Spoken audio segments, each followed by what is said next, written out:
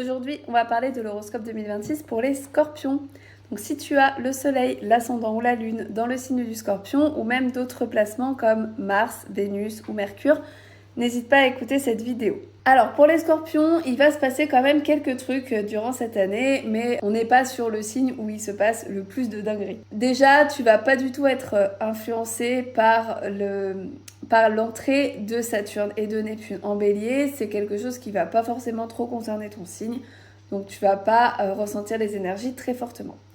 Par contre, un truc qui va te soulager grandement, c'est Uranus qui va sortir du signe du Taureau pour entrer dans le signe des Gémeaux.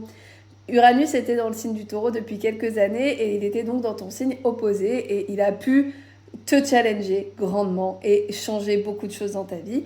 Mais là, du coup, ça va se calmer, tu vas retrouver une certaine stabilité. Jupiter, lui, va rentrer dans le signe du Lion. Et le signe du Lion, c'est un signe qui est en carré à ton signe. Donc, c'est pas un signe avec lequel tu t'entends très bien. Et du coup, il va se trouver en aspect, entre guillemets, négatif avec les placements de ton signe. Donc Jupiter qui se retrouve en carré, ça va te donner des difficultés au niveau social, ça peut donner des ruptures de contrat et ça peut t'empêcher de réaliser les objectifs comme tu aimerais le faire. Tu vas avoir envie de réaliser des choses, mais tu risques d'être bloqué à certains moments et pas réussir à faire les choses comme tu as envie de les faire. En plus de ça, Mercure et Vénus vont rétrograder tous les deux dans ton signe. Donc ça va faire un petit peu mal en octobre-novembre. Donc tu vas être dans un moment très introspectif. Alors ça, à la limite, c'est quelque chose qui te va.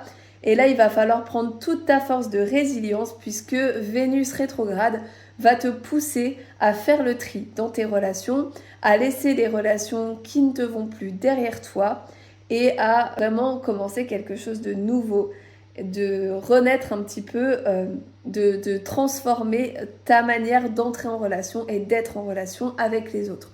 Donc ça va être un gros moment introspectif pour ton année 2026. Tu vas avoir vraiment besoin de concentrer sur toi et de changer certaines choses. Le moment plus de ton année, c'est quand Uranus va quitter le signe du Taureau en mai. Et le moment un peu moins, ça va être en octobre-novembre lorsque tu vas avoir les rétrogradations dans ton signe. Si tu veux en savoir plus sur ton année 2026, n'hésite pas à commenter Astro et je te parlerai en MP de ma prestation Astrofocus 2026.